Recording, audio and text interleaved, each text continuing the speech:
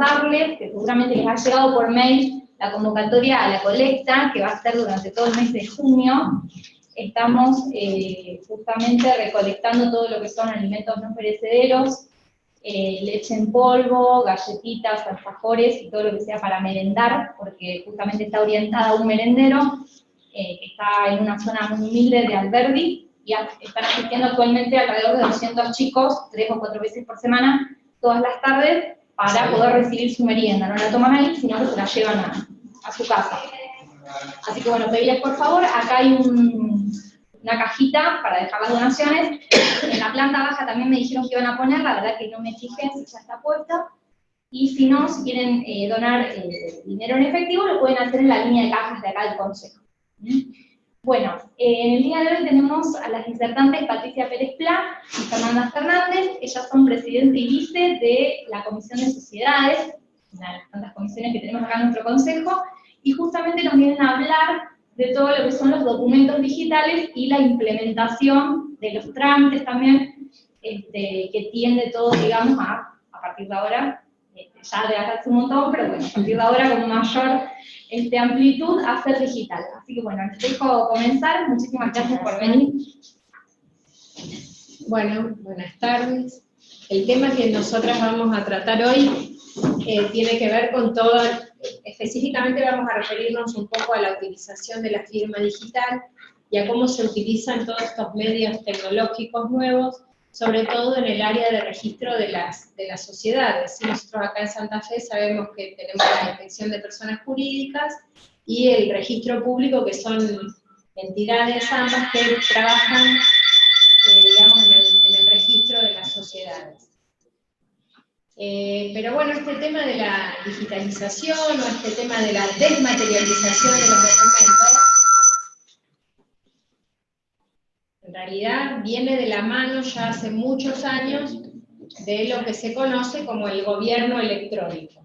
En realidad ya hace muchos años, a raíz de todo el proceso de globalización y de todo este proceso de mundialización en muchos casos, los países, digamos, necesitan establecer redes a partir de las cuales los territorios ya son, digamos, no son deseables en cuanto a fronteras estrictas. Necesitamos trascender territorios, necesitamos interrelacionarnos más y establecer relaciones que sean más flexibles y que nos permitan acceder a otras cosas que necesitamos a los efectos de obtener información.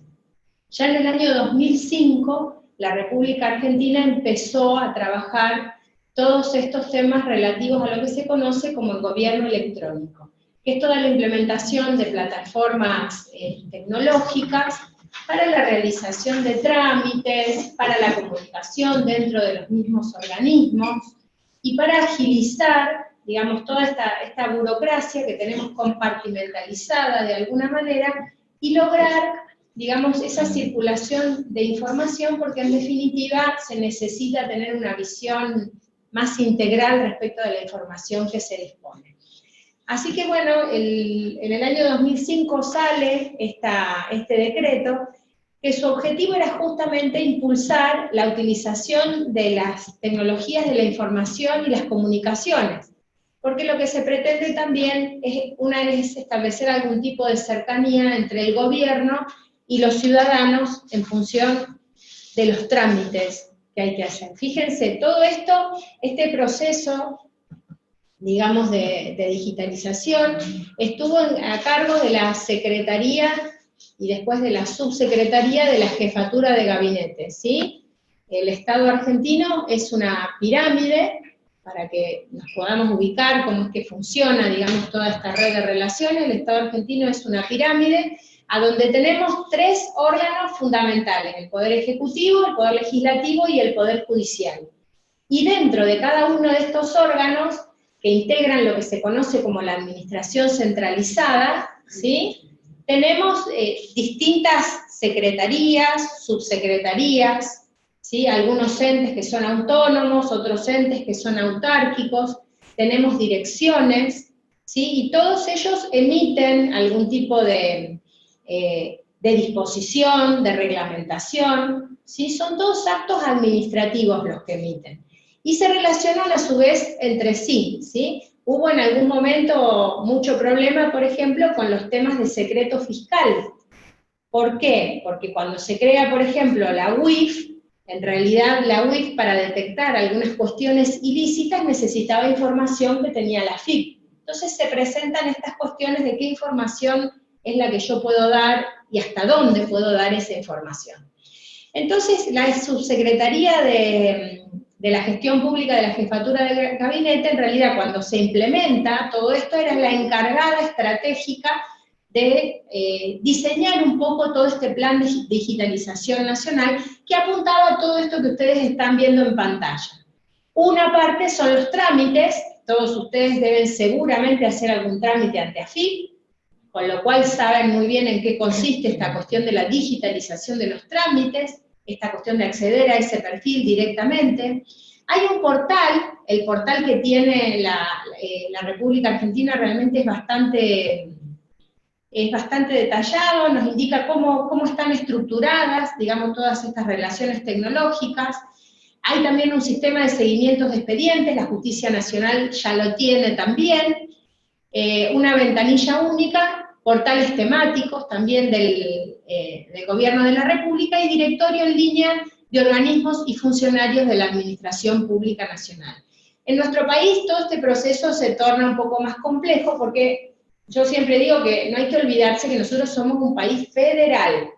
Entonces, nuestra organización política, más allá de lo que nos parezca más práctico en la realidad de todos los días, es compleja, porque esa organización política es la que determina, digamos, la existencia de distintos niveles de gobierno, la existencia de distintos factores de poder y de pujas, incluso, entre distintos organismos, a veces por manejar el mismo tipo de información. Entonces esto hace que esta cuestión de que a veces uno desea que se comparta toda la información, porque en definitiva es única, termina siendo compartimentalizada dentro de las provincias. El artículo 6 de este mismo decreto también nos dice que la Subsecretaría de Gabinete también se va a encargar de la implementación de la tramitación electrónica de expedientes con la utilización de la firma digital y la interoperabilidad entre todos los órganos que participan dentro de la administración pública, ¿sí? Nosotros lo que sí tenemos que distinguir es que una cosa es la circulación de documentos electrónicos y otra cosa es la circulación de estos documentos electrónicos, pero con firma digital. El documento se transforma en electrónico en la medida en que yo lo paso por algún software y lo transformo en virtual. Un PDF es un documento electrónico, ¿sí? Un archivo de Word puede ser también un documento electrónico. Pero la firma electrónica, en realidad, a lo que tiende, mejor dicho, lo que hace, es darle validez e integridad a ese documento. La firma digital.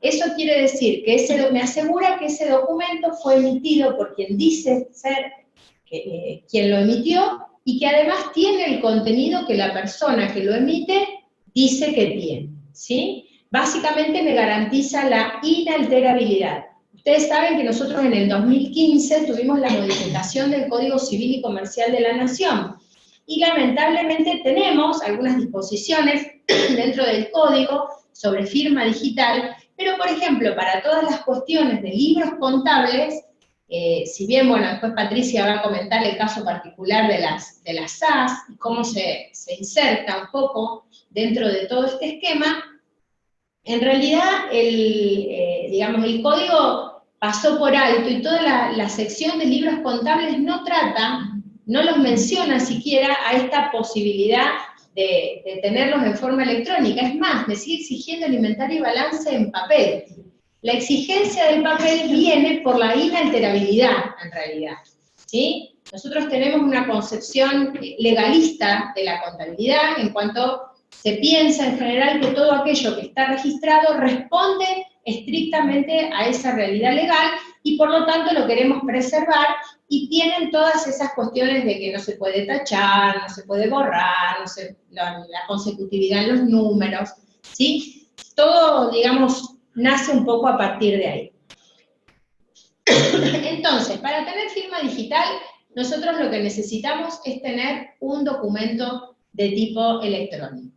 Este documento va a ser el soporte material, ¿sí? De alguna manera el dispositivo electrónico en donde ese contenido va a estar digitalizado y puede ser leído o reproducido por algún otro medio tecnológico. Les reitero, un archivo en PDF, un Word, un Excel. Fíjense que las características generales que puede llegar a tener los dispositivos electrónicos, los documentos electrónicos, está la disociación entre los contenidos y la representación, la existencia de un soporte físico electrónico, distintos formatos, algunos son abiertos, otros cerrados, ¿sí? Si alguien usa el OpenOffice, sabe que es lo mismo que el Word, pero solamente que tiene licencia abierta, ¿sí? El cambio de soporte, y la autenticidad, la integridad, la confidencialidad, y básicamente lo que trata el otro gran problema es el problema de la obsolescencia, ¿sí? A veces yo guardo esos documentos, y bueno, ¿cuánto tiempo es que yo voy a poder guardar esos documentos? ¿Dónde voy a guardar esos documentos? Y bueno, contiene un mensaje, están en un idioma, y están en algún tipo de soporte material. La firma digital en realidad me garantiza, como les decía antes, autoría, integridad y no repudio. Lo que hace la firma digital en realidad es desarmar ese documento en letras y números. Y al desarmar ese documento, lo que hace es encriptarlo, traducirlo, digamos, a un lenguaje que solamente otra computadora puede llegar a leer. Esa encriptación que se hace del mensaje, en realidad, se hace a través de dos claves, y estas claves, una privada y otra pública, son las que van a permitir después, cuando puedan unirse al llegar al receptor del mensaje, para poder, digamos, para que este receptor corrobore que este mensaje vino de quién vino y le pertenece al que le pertenece. Por eso, la autoría y la integridad son características fundamentales que tiene la firma digital. Si ustedes ven, la firma digital, en primer lugar, es el equivalente a la firma manuscrita, porque me permite además garantizar esto. Nosotros no se olviden que venimos de un sistema romano, ¿sí? El sistema de derecho romano, en donde todo se probaba con testigos, por firma, ¿sí? El consentimiento es un elemento esencial de cualquier acto, y nosotros, digamos, manifestamos nuestro consentimiento con la firma. Cualquier trámite que ustedes hagan, en realidad, requiere de la existencia de una firma. Es más, cada vez más les están pidiendo que un escribano certifique esa firma, que sean ustedes con el documento quienes vayan a poner esa firma, ¿sí? Y eso es lo que de algún modo le otorga esa validez jurídica que le permite la circulación al documento. Lo que tiene la firma digital es que, digamos, obviamente evita que yo me tenga que mover hacia el determinado lugar para generar validez en ese documento, me ahorra mucha cantidad de tiempo, y básicamente lo que se requiere para que exista esta firma digital son autoridades certificantes.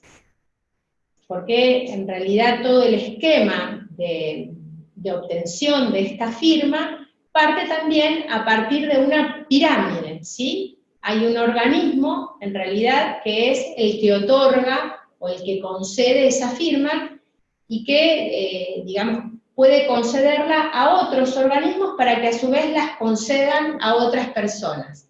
A estas autoridades se las llama autoridades registrantes, ¿sí? Y ahí es donde uno va a pedir que esta autoridad le otorgue un certificado digital. Y ese certificado, en realidad, es el que yo voy a poner cada vez que firme digitalmente el documento que voy a emitir, ¿sí? En realidad actúa como una especie de escribano, en donde yo, con mis datos, voy a tener que ir físicamente. ¿Hay alguno de ustedes que esté trabajando con firma digital? Quisiera preguntar, ¿ninguno? ¿Nadie trabaja o la ha visto? Por ahí, para que qué sé yo, nos ubiquemos para hacerlo más sencillo, digamos. La firma digital es un procedimiento matemático que aplica un determinado hash, que sería, Sí. a un documento y que hace que ese documento, a partir de esa incrustación de la firma, no pueda ser alterado. Explicar más sencillo, como vos sabés, el tema de la obtención de las claves, porque nosotros en breve vamos a tener seguramente el Consejo autorizado como organismo certificante, ¿cómo se llama? Autoridad de registro. Esa autorización se la va a dar al Consejo, digamos, es como que esto se va, como decía Fernanda, es una pirámide que se va abriendo y que va generando entidades que a su vez están autorizadas a otorgar autorización para ser autoridad de registro, y en algún momento, viste, va a quedar todo lo que sean entidades de cualquier índole, públicas o privadas, alcanzadas por o comprendidas dentro de esta reglamentación, porque para ser autoridad certificante tenemos que tener una estructura determinada, con gente a disposición. Digamos que para ubicarnos, por lo que, no lo he hecho, pero por lo que me explicaban, es como si fuéramos a hacer la registración de datos biométricos a la FIP. Es un trámite semejante. Así nos va a pasar cuando el Consejo sea autoridad de registro, vendremos acá, nos sacarán una foto, firmaremos, ponemos la huella digital, una serie de preguntas, firma, y nos autorizan la firma digital. ¿A dónde tenemos físicamente la firma digital? O en una especie de piturrito, que sería un pendrive, que se llama token, ¿verdad? O en la nube. ¿Qué es lo que tenemos? La clave privada nuestra, que nos permitiría o meter, si la tenemos acá adentro, lo metemos en la computadora y automáticamente, no lo he hecho nunca, pero supongo que buscaremos ahí algo e incrustaremos la firma en un contrato constitutivo, por ejemplo. Vamos a suponer, qué sé yo, que yo quiero hacer una SAF unipersonal y tengo firma digital, la redacto y le meto la firma y la mando a la inspección. Ahora vamos a ver cómo está trabajando la inspección. Sí, yo lo que quería resaltar son dos cosas. Primero, que todo el proceso de firma digital en realidad tiene esta estructura, donde yo tengo la autoridad de registro. Y esta autoridad de registro es a la cual concurre una persona y le da todos sus datos a esa autoridad de registro. La firma biométrica y demás. Esta autoridad de registro en realidad lo que va a dar es un certificado digital.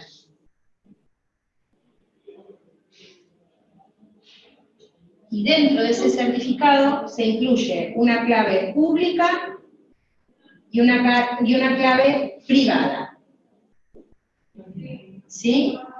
Lo que esta autoridad de registro en realidad va a hacer es otorgarme este certificado que me va a dar estos dos tipos de claves.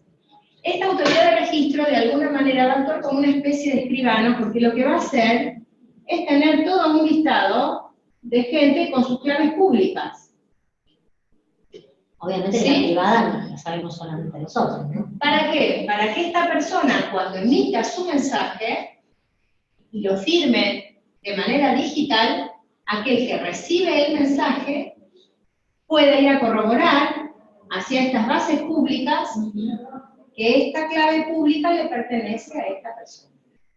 ¿Sí? Si ustedes se fijan, la idea es un poco esa. El remitente tiene un mensaje de texto. ¿Sí? Ese mensaje de texto se comprime, se compendia, se traduce, digo yo, se encripta. Ellos en la inspección dicen, bueno, no recuerdo si lo leí, en alguna norma de la inspección, van embebidos. Sí, van encriptados en realidad. Bueno, lo que hace es, digamos, lo que hace es como si fuera una traducción. Ese documento que nosotros vemos, nosotros no nos tenemos que olvidar que los datos cuando viajan por la internet, nosotros vemos el sonido, escúchenme. Nosotros vemos las imágenes, escuchamos los sonidos, Pero en realidad la transmisión de imágenes y la transmisión de documentos es muy difícil de hacer. Ustedes no se olviden que todo el proceso de telecomunicaciones en realidad inicia con el teléfono, porque se descubre que la voz, el sonido se puede trasladar. Después de que se traslada el sonido se empieza, digamos, con alguna otra cuestión, y último de todo van las imágenes. Nosotros estamos en un estadio de desarrollo en donde todo eso forma parte tan habitual de nuestra vida que ni siquiera nos preguntamos cómo hace para viajar todo eso, porque directamente asumimos, yo que soy de la época del DOS, si alguien sabe del DOS, que por ahí tuve que aprender a programar y a indicar, digamos, sentencias lógicas para que la máquina hiciera lo que yo quería que hiciera. Actualmente no, es el Windows, ¿sí? Es el Windows y son las interfaces amigables. Ahora, esos datos que nosotros vemos, esas imágenes son datos. De alguna manera lo que hace la Internet, o lo que hace la posibilidad de que viaje, es el hecho de que se traduce a un lenguaje de tipo común. Todo eso que nosotros vemos como imagen, o vemos como letra, o como número, en realidad todo termina traduciéndose a un único lenguaje. Entonces, para que ese lenguaje, digamos, sea seguro además este tránsito, porque al viajar tenemos problemas como tenemos cuando vamos en la ruta, ¿sí? Podemos tener un accidente, nos pueden asaltar, puede venir alguien. Entonces, ¿qué hacen? Se encriptan los datos por la red, por ejemplo. Alguien me contó, yo nunca lo verifiqué, dice que viajan dispersos, como si fueran paquetitos, y van por distintos lugares dentro de las interconexiones que existen para llegar al mismo lugar y juntarse todos. Eso es algo que le da algún tipo de seguridad. Acá, lo que se hace con ese mensaje, que en realidad lo que hago yo al ponerle la clave privada, es generar un algoritmo, generar algo que identifica a ese mensaje encriptado de una forma única, ¿sí? Que es esta clave privada que me han dado a mí. Y esos datos se transmiten. Y fíjense que viajan como si fueran por dos canales diferentes para llegar al receptor, porque a su vez este receptor, si este es el emisor del mensaje y este es el receptor, este emisor en realidad, este receptor, perdón, lo que va a necesitar hacer es verificar que este sea, eso es lo que le va a interesar a aquel que le emitió el mensaje que él está recibiendo. Por lo tanto, de algún modo va a tener que tener acceso a esto y corroborar esa clave pública, machándola, ¿sí? Uniéndola, haciendo que encastre, junto con esa clave con la que venía este mensaje que emitió originalmente el emisor. Fíjense que la clave pública sale a la luz cuando el receptor en realidad recibe ese mensaje y se produce esa especie de comparación entre esto que él ve acá y esta parte pública que tiene este mensaje. Claro, él que se está visualiza la clave pública y va a la empresa que le certificó al emisor su firma, busca el nombre y ve que es la misma clave pública. O sea que está firmado realmente por esa persona. Estamos, sí. Una consulta, a ver si lo logré entender. La clave privada la utiliza obviamente el particular y que está otorgada por esta autoridad certificada. Sí, las dos claves te dan. La bueno, sí, la privada y la pública, pero con la privada vos firmás, digamos. Sí. Y después, la persona que lo ve tiene el listado de las claves públicas, y con eso constata la que estampa la firma de la clave privada, quiere decir, lo ve como una clave pública, digamos, que no va a ser la misma que la privada, lógicamente, y ahí puedo constatar de que sea, digamos, a través del listado de que en realidad ese hash es como si se generara una media naranja que vos podés ver y otra parte que no. Entonces esa media naranja que vos podés ver, este otro tiene que corroborar que pertenece a la misma que la otra. Y entonces es la misma que la que está acá. Entonces, en la medida en que eso... Lo que pasa es que son todos procesos internos que se producen dentro de la propia máquina. Esta certificación, como dice Patricia, en realidad yo lo que hago es firmar. ¿Cómo firmo? Y con un token, en realidad el token es un PEN que solamente tiene posibilidad de entrada de datos, no permite que yo saque datos, solo por eso firma, solo entra el dato al documento. Claro. Ese es el token. Y si no, puedo hacerlo, digamos, directamente en el mundo virtual, ¿sí? En el Matrix puedo hacerlo.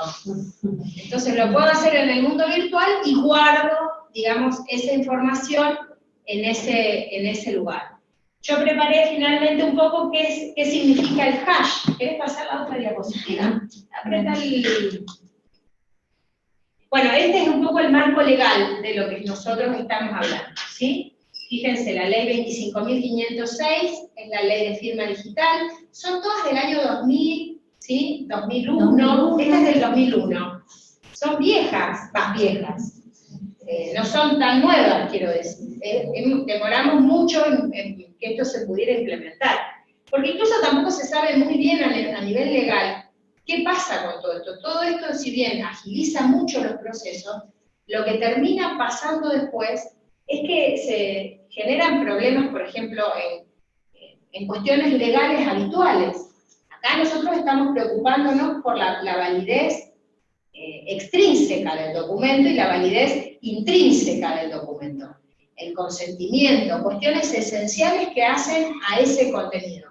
Ahora después, ese contenido, ¿cómo me aseguro yo que fue notificado? ¿Cuándo fue notificado? El problema de las notificaciones no es un problema menor. Yo hablaba ayer con Patricia y le mencionaba este tema de que muchas veces nosotros tenemos en los ordenamientos legales, sigue habiendo esta división entre el derecho privado y el derecho público. Entonces hay muchas cuestiones que hacen ruido. La presunción de legitimidad, por ejemplo, de los órganos administrativos, es un problema cuando, por ejemplo, se trata de una notificación y yo, qué sé yo, me quedé sin computadora. Pero de repente me inicia una determinación de oficio porque yo no pude acceder a la notificación vía internet, ¿sí? Entonces tenemos conceptos del siglo XIX con cuestiones mezcladas tecnológicas del siglo XXI. Y después tenemos todos estos, el decreto 2628 que reglamenta la 25.506, los integrantes de la comisión asesora, el marco normativo para la revocación de licencias a certificadores, porque estas autoridades de registro, en realidad, están autorizadas, ¿sí? Y esta autoridad de registro, a su vez, en algunos casos, puede darle la autorización para que sea autoridad de registro otro tipo de entidad, ¿sí? No hay una única entidad de registro. Hay entidades de registro que pueden otorgarle a otras entidades de registro y así convertirse en entidades de registro de segundo grado, de tercer grado o de cuarto grado. A eso es a lo que se refería Patricia cuando decía que esto se podía ramificar, se ramifica de hecho, ¿sí? Después tienen, por ejemplo, la decisión administrativa que formula requisitos para el licenciamiento y define una política única de certificación. Define servicios de infraestructura de firma digital, como certificados de aplicaciones, sellos de tiempo, sellos de competencia, acreditan la vinculación entre la persona física y la persona jurídica también, ¿sí? Y son emitidos por las autoridades competentes. ¿Me pasás el otro, Patrick, por favor? En el Código Civil, ¿qué es lo que tenemos? Fíjense, el 288. La firma prueba la autoría de la declaración de voluntad expresada en el texto al cual corresponde. Debe consistir en el nombre del firmante o en un signo. En los instrumentos generados por medios electrónicos, o sea que ya acá los reconoce, el requisito de la firma de una persona queda satisfecho si se utiliza una firma digital que asegure indubitablemente la autoría e integridad del instrumento. Lo que es redundante porque la firma digital está exactamente para eso. Pero fíjense que no la tenemos en la parte que habla de los libros contables. Y nos siguen pidiendo papel. No es firma escaneada. Esto para que desmistifiquen el hecho de que por tener algo en algún tipo de soporte virtual, yo estoy frente a una firma digital. Incluso, que decía Florencia, este tema de que yo recibo este documento digitalizado con esta firma encriptada y lo imprimo y ya no tiene validez. Ya no tiene validez. O sea, no se puede verificar de esa forma impreso. Sí, lo que pasa es que te puede hacer caer todo un proceso a veces, ya sea que estés a un contrato al que vos le quieras dar algún tipo de valor, qué sé yo. Esas cosas que requieren a veces la certificación del escribano, y que uno dice, ay, es un papel, yo lo imprimí, está sacado de acá, ¿sí? Entonces, no es la firma escaneada, no es la digitalizada. Ayer una compañera decía, pero yo firmé en el PostNet. Bueno, no es firma digital. No es firma digital firmar en el PostNet. Estamos en la utilización de un medio digital para firmar, ¿sí? O el dibujo de una firma, es el resultado de una operación criptográfica. Sí, una consulta, la de los cheques, que firma un socio gerente de una empresa, ¿eso es digital? No, esa no. Ahora viste que salió el cheque digital. Claro, eso, no. Está el cheque digital y también está la posibilidad de la comercialización de facturas en forma digital. No sé si han estado hablando de eso. La factura de crédito, sí. La factura de crédito se intentó 8 millones de veces. ¿Sí? Esta debe ser la quinta vez que se intenta con el tema de la factura de crédito. Yo personalmente creo que esta vez puede funcionar, porque la gente tiene, digamos, es mucho más fácil o más simple el mecanismo que lo que era anteriormente. Pero, por ejemplo, el pagaré digital también, todo lo que es el mercado de capitales ha entrado también en toda esta era de la digitalización, y toda la comercialización de todos estos títulos valores también se realiza, ¿sí? Se habla de desmaterialización del documento, lo que es en sí mismo un problema, porque ustedes no se olviden que en los títulos valores el derecho circula aparte del contrato que está sustentando a lo que está reflejado en ese cheque. Una cosa es la circulación del cheque y otra cosa es el contrato que está atrás del cheque, ¿sí? Entonces yo lo que estoy desmaterializando es ese derecho que ya tiene autonomía en sí mismo.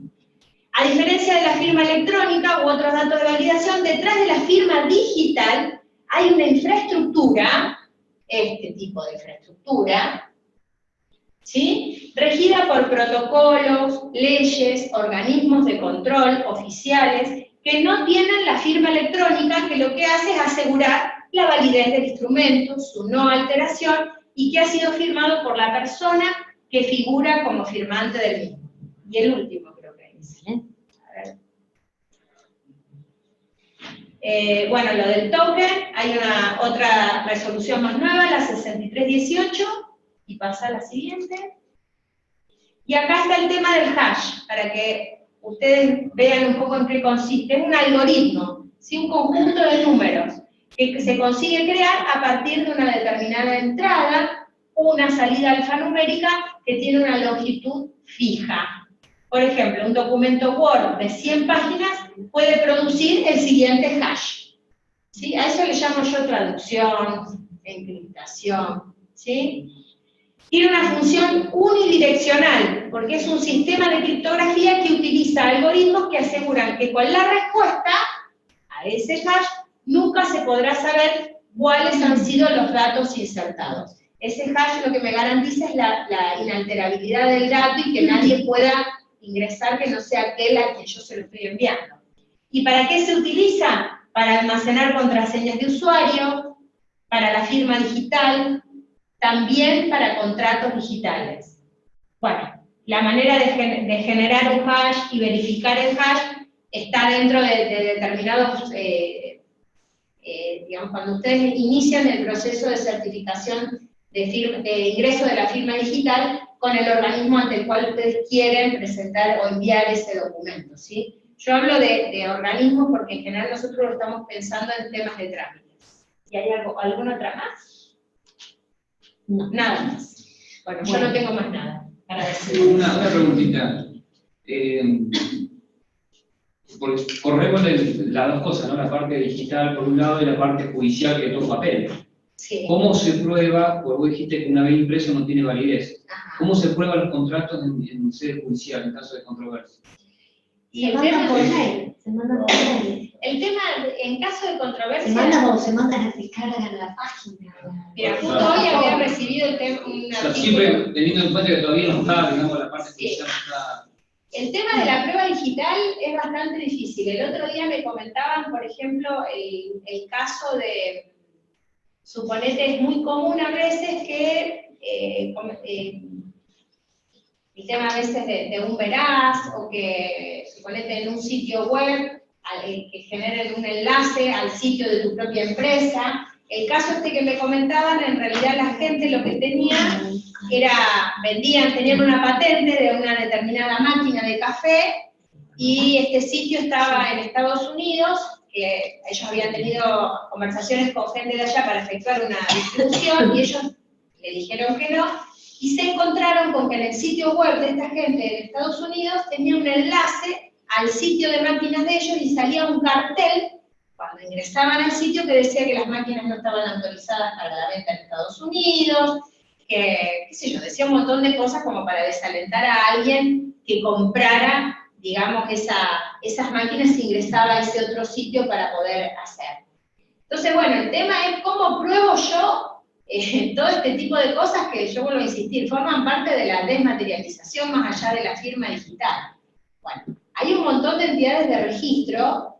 Estas entidades en algún caso son estatales, pero por ejemplo, las entidades que registran dominios web son entidades privadas. Hay una entidad privada en Estados Unidos que tiene todos esos dominios que, digamos, son .com, y generan de hecho otro tipo de dominio, se llama ICA, y acá en Argentina se llama NIC. Cada país tiene además la suya propia que va con la extensión .a, .es, o lo que sea.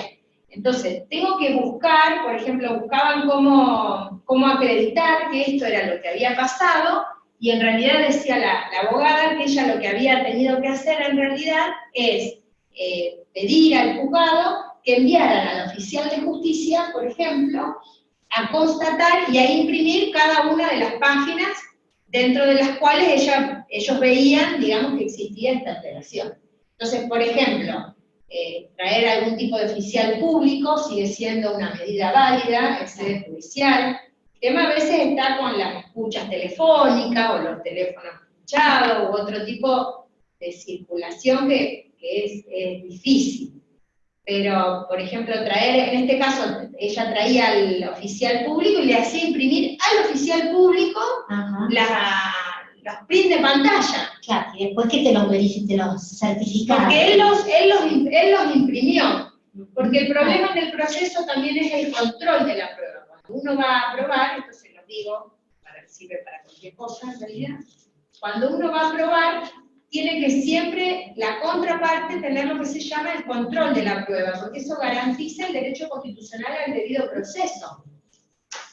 Entonces, por eso es importante que yo no haga yo el print de pantalla y lo lleve al juzgado, sino que vaya y le diga al juzgado, tráigame al oficial de justicia y que me imprima el oficial de justicia los prints de pantalla, para garantizarle de alguna manera, porque en este caso había que pedir una medida, digamos, sin la intervención de la otra parte, en donde le decía, cierre el sitio, o deje de hacer esa publicidad que me está dañando, ¿sí? Lo que pasa con el verano, lo que pasa con tantas cosas. Entonces hay que tener en ese sentido mucho cuidado. Todo lo que es auditoría de sistemas, en realidad, está orientado a todo este tipo de cuestiones, pero hay que saber bien qué es lo que uno busca y qué es lo que uno puede analizar. Los procesos siguen siendo los mismos que si ustedes hicieron administración de sistemas, digamos, y ¿cómo se llamaban los iconos, eso, que hacían todo el recorrido? Sí, los diagramas de flujo. Claro, los diagramas de flujo, los organigramas y todo eso, y cómo circula. Esto es exactamente igual. Es exactamente igual. Lo que pasa es que los seres humanos tendemos a olvidarnos. Porque a medida que el proceso se simplifica, yo ya no necesito estrictamente conocer lo anterior, sabiendo que con eso yo ya sé que llega. Para mi hija es un acto de fe, esto de que manda un WhatsApp y el otro lo recibe. No tiene ni idea, pero ella sabe que llega. Por eso yo digo, son actos de fe que uno va haciendo en la vida. Entonces, a medida que más actos de fe uno hace, uno deja de preguntarse por qué era que creía en eso. ¿Estamos? Entonces, bueno, hay que empezar, digamos, hay que entrenarse a eso, porque después, por ejemplo, las auditorías es una cosa sumamente interesante, porque realmente la mente del ser humano es maravillosa, para lo bueno y para lo malo. puede ir, digamos, podemos llegar a descubrir cosas que ni siquiera nos imaginábamos. Después, si nos queda un rato de tiempo, yo les muestro una de las páginas que traje para mostrarles quiénes son autoridades certificantes. Acá en Santa Fe nosotros vimos el Poder Ejecutivo, bueno, la Universidad del Litoral, la Universidad de Rosario no, pero la Universidad del Litoral, por ejemplo, es autoridad de registro. Hay varios colegios profesionales. Varios colegios, el Colegio de Escribanos también, ¿sí? Es autoridad de registro. Y esos entes, por ejemplo, el Poder Ejecutivo, recibió la autorización de la ONTI, Organismo Nacional de Tecnologías. De Tecnologías de la Información. Bueno, ese sería no es la entidad certificante madre, pero es la de segundo grado. En segundo grado están ANSES, AFIP, ONTI y varias empresas privadas. La ONTI le da la autorización como autoridad de registro a los entes públicos. Por lo visto también los colegios profesionales, que son paraestatales, también pueden pedir directamente a la ONTI. Para ubicarnos a ver qué pasa con nosotros, hasta donde estuve charlando y preguntando, nuestro consejo estaría frente a la posibilidad de gestionar con el Poder Ejecutivo Provincial, que le controle, digamos, los requisitos indispensables para ser autoridad de registro, o directamente gestionarlo ante la ONTI. Parece ser que la provincia viene medio lento con todo este proceso de tanto el otorgamiento. Fíjense que, bueno, no sé el Colegio de Escribanos, pero el Colegio de Escribanos quizás también lo gestionó directamente ante la ONTI, porque después tenés que tener una infraestructura para recibir a la gente, tomarle todos los datos y emitir el certificado debidamente, y es un trabajo material que a nivel provincial, bueno, no habrá gente suficiente para hacerla para un colegio profesional extendido a todo y extendido como supongo que se debe estar pretendiendo, que se otorgue a los ciudadanos que después nosotros como profesionales, cuando tengamos la plataforma de la IGPJ debidamente organizada como para transmitir documentos firmados digitalmente, probablemente desde la oficina hagamos el contrato, invitemos a la gente, pongan su firma digital y lo mandemos. Bueno, todo eso, por lo visto, estaríamos bastante cerca de que el Consejo sea autoridad de registro. Vamos por el lado del Poder Ejecutivo o de la ONTI. Un primer proyecto que ya, digamos, está en firme, está acordado entre la inspección y el... bueno, ahora quiero ver si... entre la inspección y el Consejo, es empezar a aprobar, porque a su vez uno se pone a pensar, ¿por qué empezamos a pensar en lo societario, digo yo, ¿no? Este tema de la firma digital. Nosotros, bueno, Fernanda les decía, nosotros tenemos dos organismos, ¿no? La IGPJ, que controla la legalidad de todo lo que son sociedades por acciones, y el registro público, que controla la legalidad de las sociedades no accionarias, que no tienen capital representado en acciones, y el organismo en donde se termina registrando, inscribiendo todo. Cuando empezamos a pensar en la firma digital en estos procesos fue cuando apareció la SAS. La SAS que aparece dentro de la Ley de Fomento al Capital Emprendedor, y que ahora, les cuento, no sé si saldrá, pero hay un proyecto de ley que anula todos estos artículos de esta ley y lo pasa. Fue un tema raro, de que un tipo societario se legislara fuera de la Ley General de Sociedades. Bueno, ahora lo borran de acá y lo pasan a la Ley General, como el último tipo societario. Eso es lo que dice el proyecto. No sabemos si saldrá. Pero cuando aparece esta figura,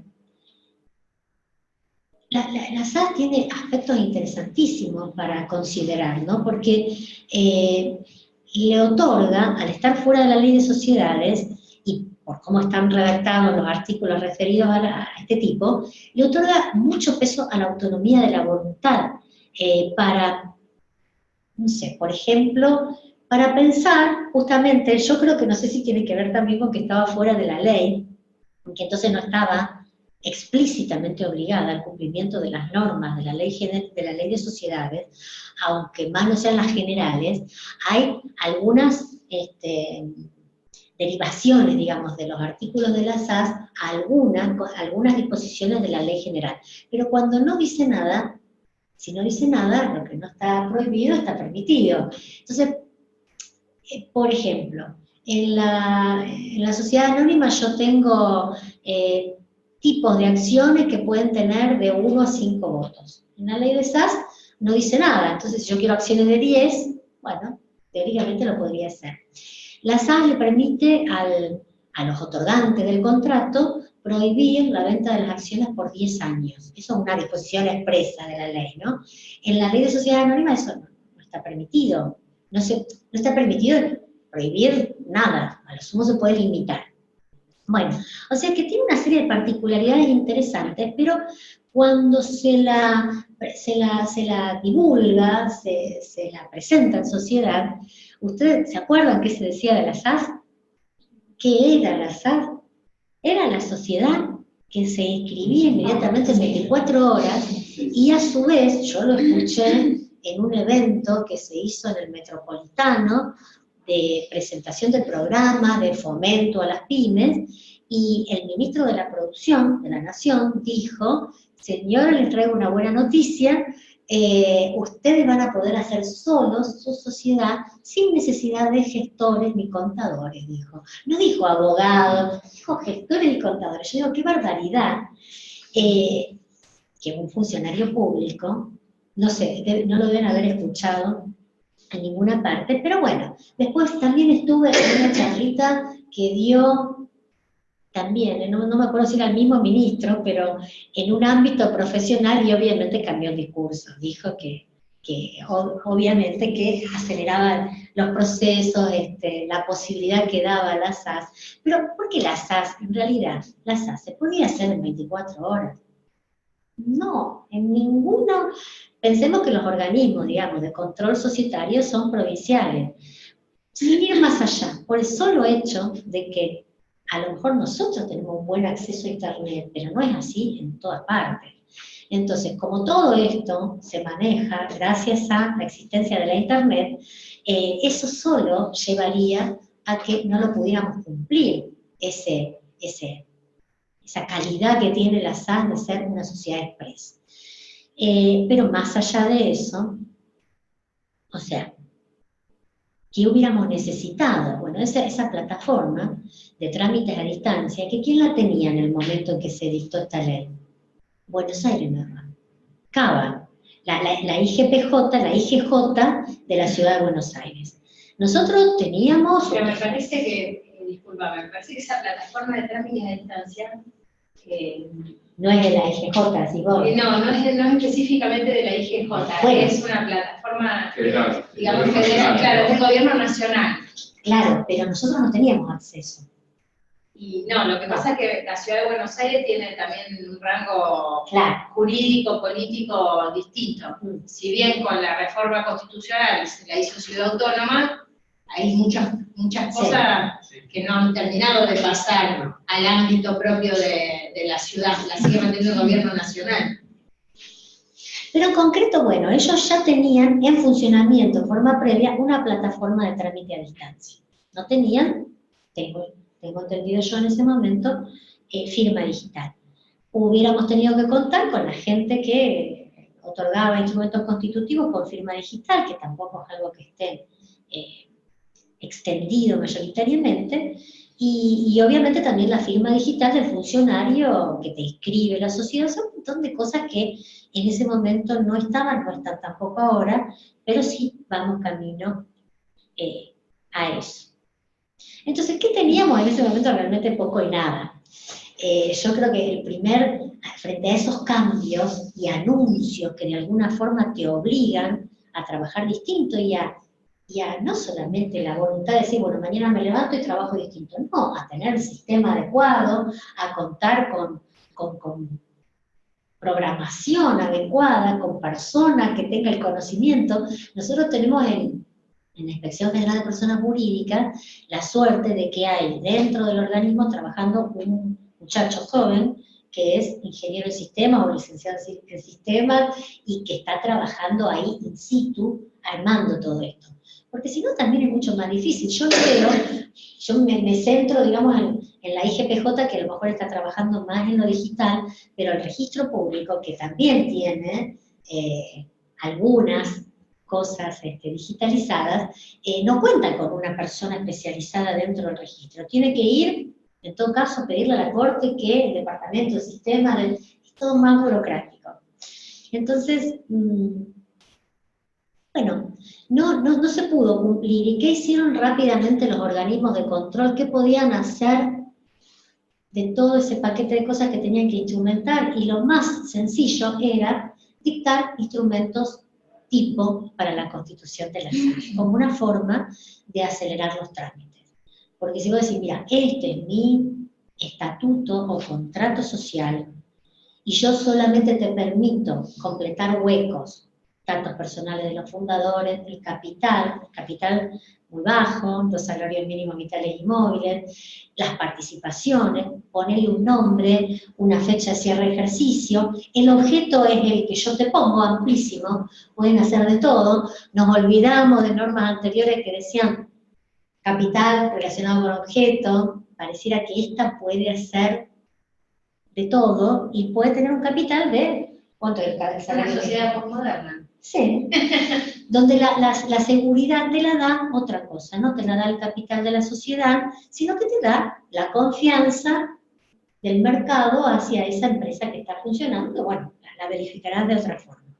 Entonces, en principio todos se apuraron, y no tanto, pasó bastante tiempo, digamos, quizá un añito, tranquilamente, hasta que tuvimos colgados en la página de la inspección modelos tipo de contrato. Acuérdense que, en realidad, cuando salieron las SAS, con esto de anunciar que eran tan rápidas, un poco apuntaba a eso, a que sean contratos muy sencillos y modelos. Y yo digo, en contraposición, me estaba permitiendo la disposición legal tener prestaciones accesorias de terceros, que en otras sociedades no hay, prohibiciones a la venta de acciones, limitaciones. Una herramienta que yo digo, yo a mí en un contrato tipo no lo puedo incorporar. Pero bueno, se dictaron esos instrumentos constitutivos tipo, y de alguna forma, si venía un instrumento donde yo veía que habían tomado el modelo, ¿qué controlo? Que el nombre no esté ocupado, que el capital no sea menor a 2 salarios mínimos, que las personas, a ver, en Buenos Aires directamente se conectan con la base de AFIP y saben si los datos personales corresponden a una persona que está habilitada para constituir una sociedad. Acá todavía no lo tenemos, pero todo esto va avanzando, no solamente en digitalizar los procesos, sino en interconectar reparticiones públicas, agilizando los trámites en última instancia para el usuario final, que la verdad que es muy interesante. Y está muy bueno, porque el Estado trabaja para simplificar la vida de los ciudadanos, ¿no? Es difícil la interrelación, porque si ustedes se fijan, ahí se ha hecho casi todo mucho a través de la plataforma de AFIP, todo el tema. Entonces, fíjense que hay muchos trámites, incluso municipales, en algún caso, Sí. que se pueden hacer directamente también, desde las plataformas. Yo estoy... Entonces, es complicado, digamos, todo el proceso de integración es muy complicado, es muy amplio. Sí. Bueno, acá ya implementaron un procedimiento para digitalmente mandarle uno cuando hace una sociedad anónima. La termina de escribir, la inspección no sabe si terminé o no el trámite. Entonces hay que mandar al legajo de esa sociedad el documento escrito. Eso sí, ya lo tienen, como no requiere de firma digital, es simplemente documentación escaneada que se manda digitalmente a la inspección y al legajo. Eso ya lo instrumentaron y se entra por la plataforma de AFIP, ¿verdad? Es así. Ahora la voy a llamar A la experta. Bueno. O sea, la página, la IGPJ la tiene desde hace unos cuantos años, ¿no? No recuerdo cuánto hace que funciona acá en Rosario, la oficina de Rosario, que nunca funcionó por una cuestión de pelea política entre la IGPJ. En realidad tiene 2 departamentos, 2 Todo en Santa Fe es doble. Sí. 1 y 2, norte y sur. Y cada uno, la misma ley de creación, faculta a que haya un inspector general, pero haya un director regional de Santa Fe, un director regional en Rosario. Nunca se había puesto en práctica hasta, ¿cuánto era? 8 años atrás, más o menos, que bueno, finalmente con el nombramiento de Silverstein, a cargo de la IGPJ, se habilitó, se puso activa, porque en realidad antes era una oficina solamente receptora. Había, sí, algunos inspectores, gente grande. Cuando vino Silverstein vinieron 2 chicos jóvenes de que daban clases en la facultad con él, y realmente hubo una movida muy importante, ¿no? Un aporte, por un lado, el aporte de la juventud, que con esto de lo digital está mucho más, más familiarizada, Claro. y por otro lado, algún también inconveniente, porque la experiencia a veces de los viejitos sirve para algo, y a veces, bueno, los chicos jóvenes no tenían la suficiente formación, pero bueno, se va avanzando en los dos sentidos. Bueno, te decía, la página de la inspección tiene normas legales colgadas. ¿Qué pasa acá? Resoluciones, todas las resoluciones que dicta la inspección, instructivos de trámite, si ustedes quieren hacer algo, se meten, está la instrucción de cómo, modelos, no digo de todo, pero muchas cosas. La pantalla no sale lo que estás poniendo, me parece que tenés que hacer clic en lo verde, que dice reanudar función. Ah, sí. Ahí. Ahí Bien. está, ya está. ¿Ya está? Pueden ver los estados de los legajos de las sociedades. A veces pasa que al legajo se mandan las asambleas ordinarias aprobando los balances, las anónimas únicamente tienen esa obligación, y a veces puede pasar que lo hayan presentado y todavía no esté cargado. Pero ahora tenemos una novedad, que espero que no se les haga costumbre, porque la carga de los datos de las sociedades, de las asambleas ordinarias, que sean unánimes, nos lo van a delegar a que lo hagamos nosotros. ¿Sabías? No. Bueno. O sea que tenemos, digamos, bueno, acá yo les voy a dejar el PowerPoint, ustedes entran a la página de la inspección, y bueno, pueden ver decretos, resoluciones, abren y están todas las resoluciones. Bueno.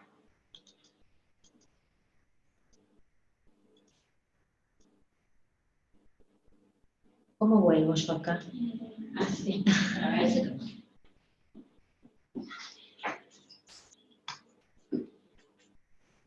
Ahí está. Y ahora compartir.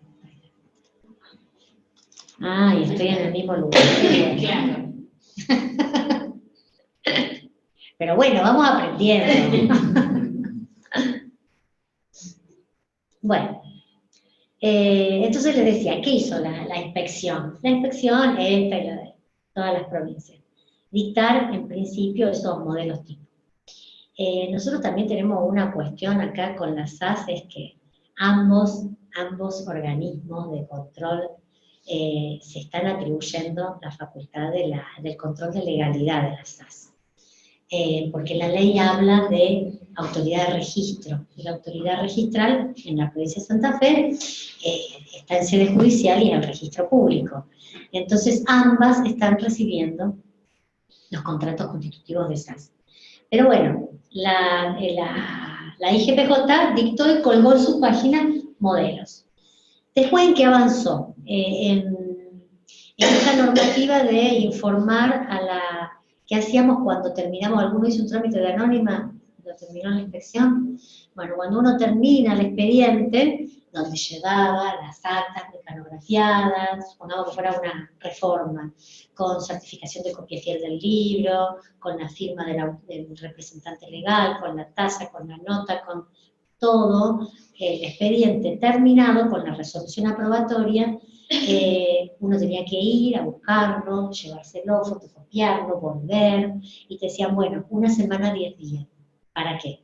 Para ponerle el sellito de copia fiel a todo el expediente, con el expediente como certificado como copia fiel por parte de la inspección, nos íbamos al registro, nos entrábamos al registro y ahí empezábamos el último paso, digamos, que era el registro en su momento, también hacía algún control de legalidad. No es que decía, bueno, esto vino de la inspección, está controlado, lo mando a escribir. No, también volvía a mirar un poco qué habíamos hecho, si encontraba algún errorcito nos pedía la rectificación.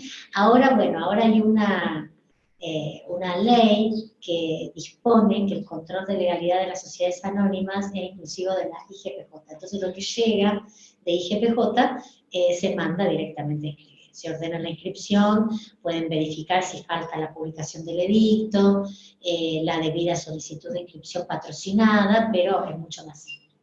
Bueno, ese proceso de fotocopia, legalización y demás, ya lo digitalizaron.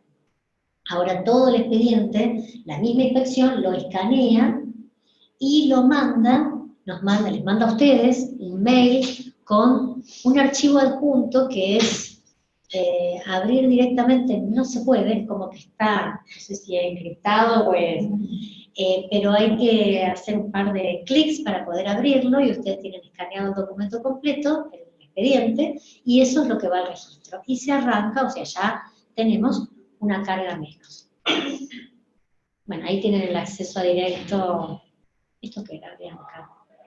A ver, ¿qué es? ¿Por qué me tapa esto? La autogestión de ahí. ¿No podés subir, arrastrar la barrita negra para arriba? Bueno. Ahí es lo que lo habilitas. Y con esto informamos. Entonces ya simplificamos el pasaje de la inspección al registro. Nosotros terminamos de hacer el trámite en el registro y le tendríamos que avisar a la inspección que se inscribió. Eso también lo podemos hacer. ¿Querés mostrarlo? Sí.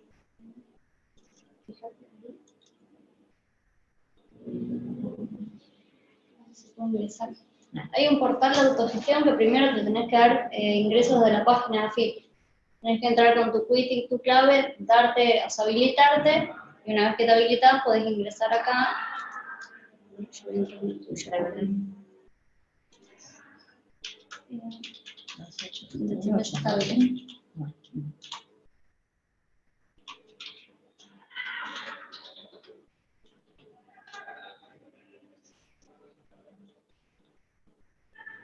Y acá, por ejemplo, van a estar todos los trámites. Y acá.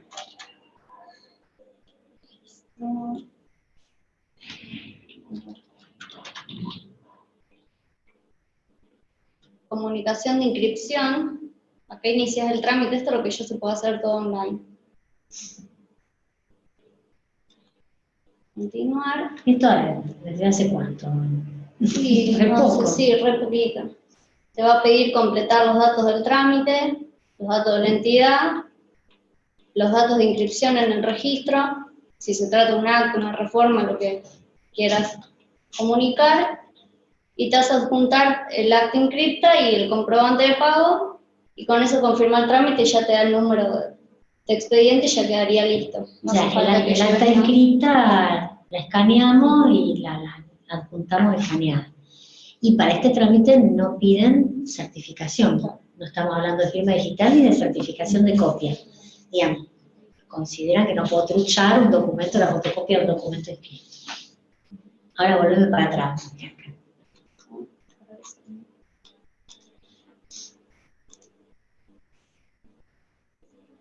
Bueno, acá dice todo lo que hicimos recién. Ahora, ¿qué otros trámites podemos hacer? La comunicación de inscripción, que recién lo mostramos, y la constitución de sociedades por acciones simplificadas. ¿Esto lo querés mostrar? ¿Se puede ver?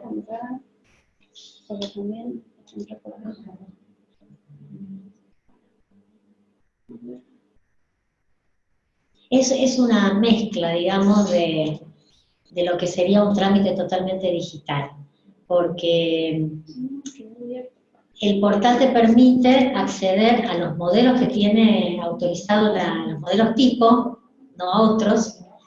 Ustedes completan los datos, el documento ese ya la inspección lo recibe digitalmente, sin firmar, te da un número de expediente, pero después, vos por ejemplo pagás la tasa y la adjuntás también, lo escaneás, el comprobante y lo adjuntás, pero después tenés que imprimir el documento, hacérselo firmar a la gente ante un escribano y llevarlo. A ver si puedo ir al instructivo, que va a ser más fácil, porque ahí sí no tengo que cargar todos los datos.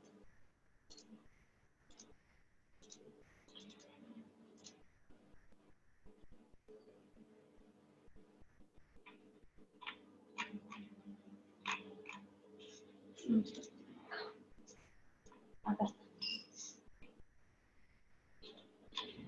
Solamente te deja, digamos, generar el acta cargando los datos, pero igualmente después las firma o certificada. Claro. Por escribano. Que cuando la gente tenga, supongo que será un paso muy sencillo, directamente generarlo, firmarlo a través de esta plataforma e iniciar el trámite sin moverse. No, voy a llamar a tomar cafecito con el colega, ir a conversar el organismo, nada más.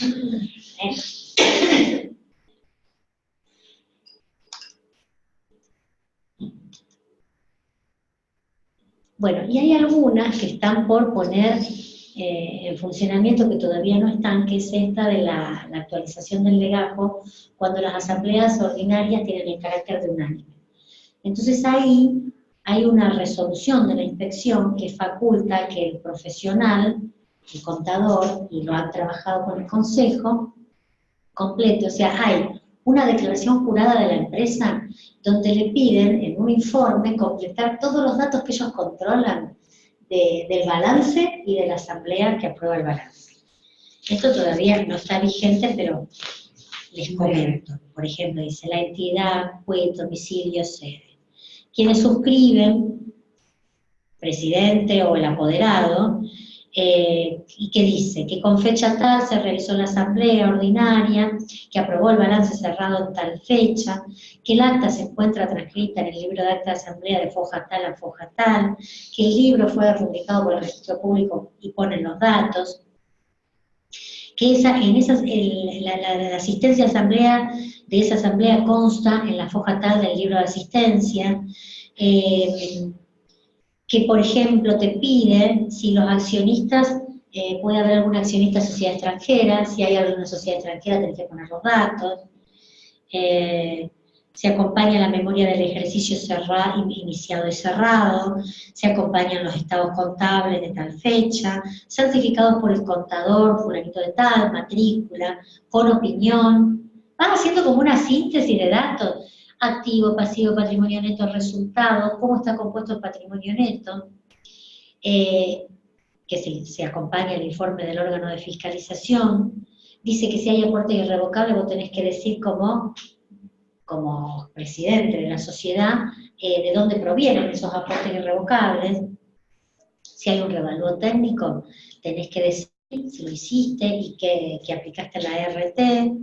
Si hubo distribución en esa asamblea, bueno, te pide acá los datos de la distribución. Fíjense que todo esto, este es un documento digital, esto lo vamos a completar, digamos, sí. Porque todos estos datos van a la base de datos de ellos, que debe ser lo que ellos, de cierta forma, después, si quieren tener datos de las empresas, agarran el balance activo, pasivo, patrimonio neto. Bueno, vamos a hacer todo ese trabajo, nosotros o el presidente de la sociedad. Vamos a ver. Si la sociedad cuenta con todos los libros contables y sociales rubricados, si tienen participaciones en sociedades controladas o vinculadas, y la participación, si hace estados contables consolidados. ¿Quién firma esto? El representante legal, presidente o apoderado, y si hay órgano de fiscalización, el presidente del órgano colegiado o el síndico titular. Y lo firma a modo de identificación el contador. Esto, por ahora, a ver, todo esto lo trabajaron pensando que nosotros íbamos a tener la firma digital otorgada por el Consejo, o sea que esa firma digital, esa firma nuestra, iba a ser requerida en forma digital. Que parece que en breve la vamos a tener. Bueno, esta es la declaración jurada de la empresa. Después vamos a tener que adjuntar una certificación nuestra. ¿Qué va a decir la certificación? Que todo lo que manifiesta la empresa lo constatamos con nuestra firma digital. Y eso lo vamos a mandar con el balance, que a su vez también estamos en curso de tenerlos en breve con firma digital, todo a la inspección vía, se carga en esa página. Queda todo listo.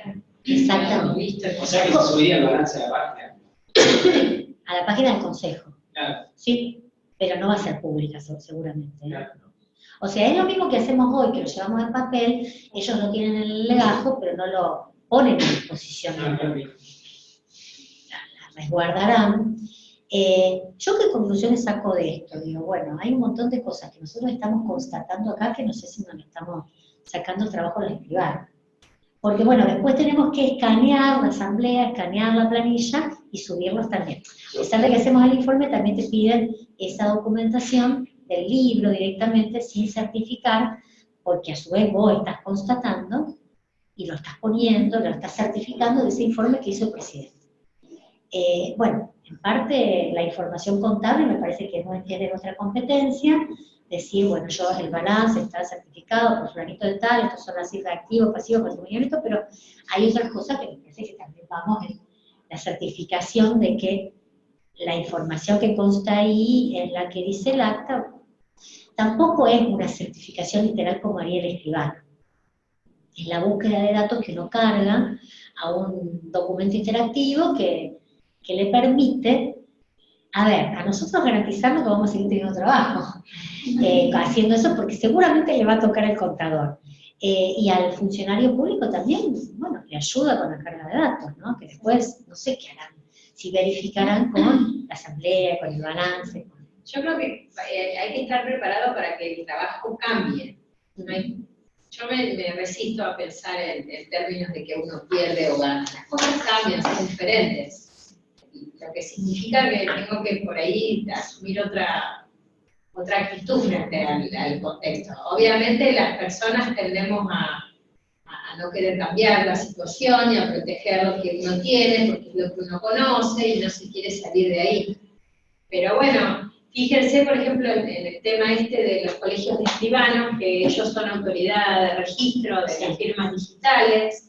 O sea, evidentemente yo creo que lo que va a suceder y empieza a suceder de a poco, más lento, más rápido según el modo en que uno va cambiando, es la adaptación a esas nuevas tareas. Claro. Entonces, bueno, eso significa que yo creo que vienen desafíos profesionales para tareas más estratégicas y menos operativas. Menos repetitivas. Menos operativas Sí. y más estratégicas. Sí. Entonces, bueno, eso hay que considerarlo. Obviamente el operativo tampoco es que va a desaparecer, pero bueno, los contadores siempre hemos tenido yo me acuerdo cuando empecé a trabajar, que a ustedes no les debe haber pasado, pero yo he visto a gente hacer mayores a mano, y pasar los balances de sumas y saldo a mano. Digamos, bueno, gracias a Dios después yo lo hice en muy poco tiempo, pero digamos, son tareas que antes se requería una persona tiempo completo haciendo todo eso, y hoy por hoy no. Cuando yo empecé a trabajar en este tema de sociedades, los contratos se hacían a la máquina. A lo sumo había quien tenía esa máquina que tenía un visor y que te mostraba 2 renglones que podías corregir y después te lo mandaba a imprimir. Una cosa, cuando empezó la computadora hogareña, digamos, la computadora al acceso a todo el mundo, y esto sin duda que nos va a traer un montón de beneficios, nos va a aliviar el trabajo. El tema va a ser que después, digamos, se va a simplificar mucho, se nos va, ojalá que tengamos menos horas de trabajo, porque a pesar de la tecnología, cada vez en determinadas tareas el contador trabaja más. Fijémonos en lo impositivo, ¿no? Cuando lo impositivo también tendría que ser una de las cuestiones que se automatizara y que que se emitiera. El proceso, precisamente. El proceso de... Claro. Vamos a ver, ya este año vamos a ver la de IVA por forma. Y bueno, eso por un lado asusta y por el otro lado alivia. Bueno, entonces esto es algo que en breve va a salir. Y después, en breve también van a poner a la disposición ver los dictámenes por la página y poder contestarlos digitalmente por la página, que eso tampoco está en funcionamiento. Bueno, y hasta acá hemos llegado. Lo que me queda la duda, el Colegio de Escribanos le certificará, le otorgará la firma digital a los escribanos, pero a su vez, ¿qué se supone? ¿Que los escribanos también podrán ser autoridad certificante? No, lo que esto hace es de alguna manera también romper con las cadenas de legalización. Porque a vos también lo que te sirve es, digamos, para decir, si el Colegio de Escribanos es autoridad de registro, puede certificar que cualquiera de aquellos que pertenecen a su entidad son quienes dicen que son, que están registrados o que son esos profesionales. Claro, fíjate que hoy, por ejemplo, documentación societaria, que pasa de una provincia a otra, o como cualquier cosa, requiere de la certificación de firma de escribano. Cuando tenga firma digital, no. Y no Porque sé, lo verificarán y no. Está avanzando muchísimo en lo que es firma digital. ellos un montón. Con Flores estamos tomando una comisión que quita el profesional. Ah. Y bueno, el tema que se tiró en la mesa fue ese firma digital. ¿El otro día ahí de Calle Abogado? Claro, entonces ellos lo propusieron porque dicen que tienen capacitadores que están continuamente capacitando en firma digital. Así que de alguna manera ellos van a seguir, no sé de qué forma, pero van a seguir certificando. Sí, porque además la tarea es distinta, qué sé yo. Es como que reduce la cadena, pero no elimina, digamos, la tarea. Claro. Es como la... Bueno, pero cuando vos firmes un contrato de sociedad de forma digital que tenés tu firma, ahí lo eliminaste al escribano. En eso concretamente sí. Sí, en algunas cosas sí, pero, qué sé yo, la protocolización de instrumentos no, seguramente Sí, buscarán otro nicho a partir del cual, digamos, eso lo haga. Lo que hace es simplificar eso. Digamos, a nivel internacional ya hace rato que todas esas cosas se ven. Los códigos SWIFT, por ejemplo, de transferencia de dinero, en realidad es eso. Digamos. Es eso, es esta cuestión digital a partir de la cual cuando tengo ese código sé que el dinero se transfirió y no hay tutía, y digamos fue así hecho.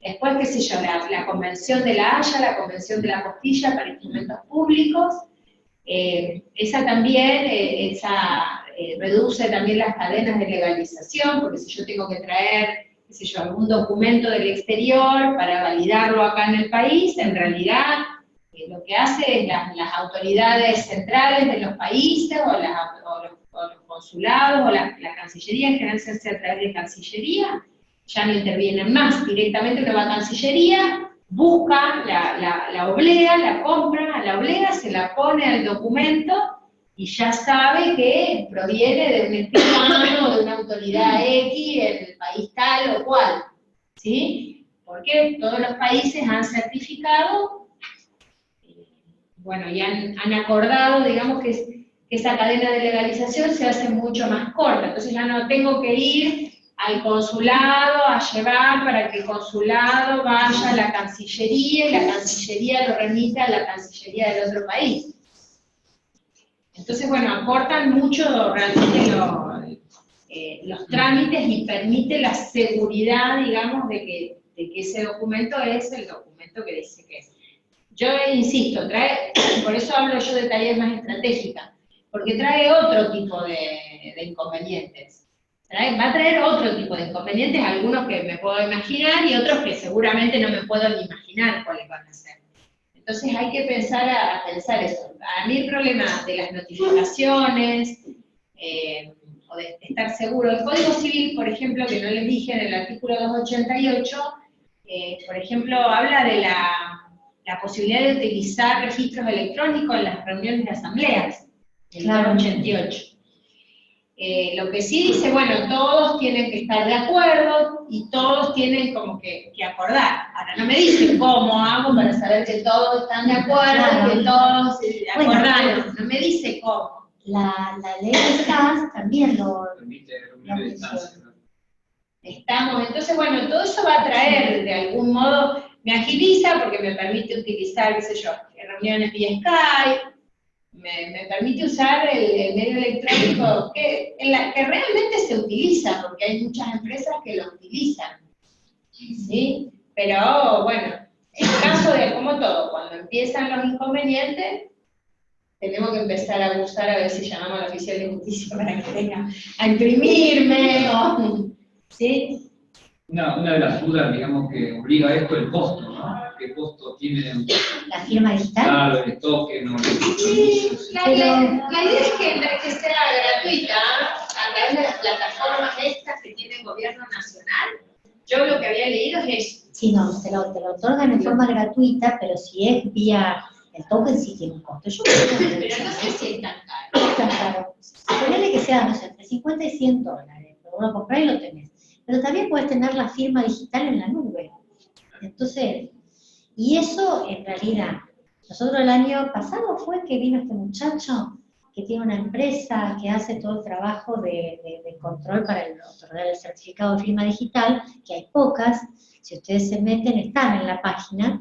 Yo digo, bueno, qué interesante, vos fíjate, te cobraban 100 dólares, eran para darte el certificado, y año a año había que renovarlo con un costo menor, pero había que hacer algún trámite. Digo, qué bárbaro, ¿qué infraestructura necesitas para una empresa así? Porque era un negocio bárbaro, ¿viste? De verificar una serie de datos, bueno, obviamente debe tener sus requisitos. Pero ahora que se está generalizando y que se va a dar, nosotros la vamos a obtener de acá en forma gratuita, y nos va a servir para todo tipo de trámites, no solamente para firmar balances. ¿Qué? Ah, creí que me decías no. No, que le tomamos la palabra de forma gratuita. Así que bueno, qué sé yo, va a ser accesible. También tiene otros costos. A mí me ha pasado, qué sé yo, cuando yo empecé a trabajar, trabajé varias veces, por ejemplo, en la implementación de sistemas. En la implementación de sistemas de información. Y con las pymes también es un problema. Yo creo que para los contadores independientes, en definitiva, pasa algo parecido a las pymes, porque hay que poner dinero también.